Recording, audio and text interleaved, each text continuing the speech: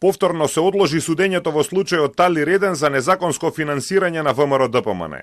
Освен партијата, обвинети се поранешниот премиер Никола Груевски, поранешниот секретар на ВМРО-ДПМН Кирил Божиновски, како и поранешните партиски функционери Милејана Киевски, Илија Димовски и Леко Ристовски. Бранителите на обвинетите побарале изземање на обвинителката Ленче Ристоска затоа што сметаат дека нејзините конфликти со партијата влијаат на нејзината непристрасност.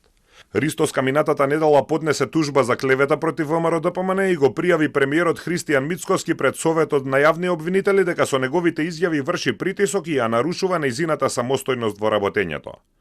Таа смета дека не е пристрасна и постапува објективно, но го известила Републичкото јавно обвинителство за овие работи и побарала да заземат став, но досега нема одговор. Навистина и јас верувам дека е опасен преседан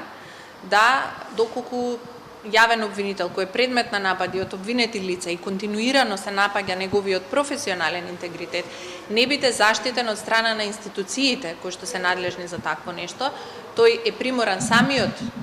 да се бори за заштита на својот углед и професионален интегритет и тоа не доведува до една парадоксална ситуација да еве хипотетички тоа биде и основ за изземање на обвинителот и на таков начин обвинетите да ја исполнат целта, а тоа е обвинителот кој постапувал во нивните предмети повеќе да не постапува. Според неа, обвинетите очигледно не сакаат таа да биде обвинителка во случајот кој се развлекува во судовите од 2019-та.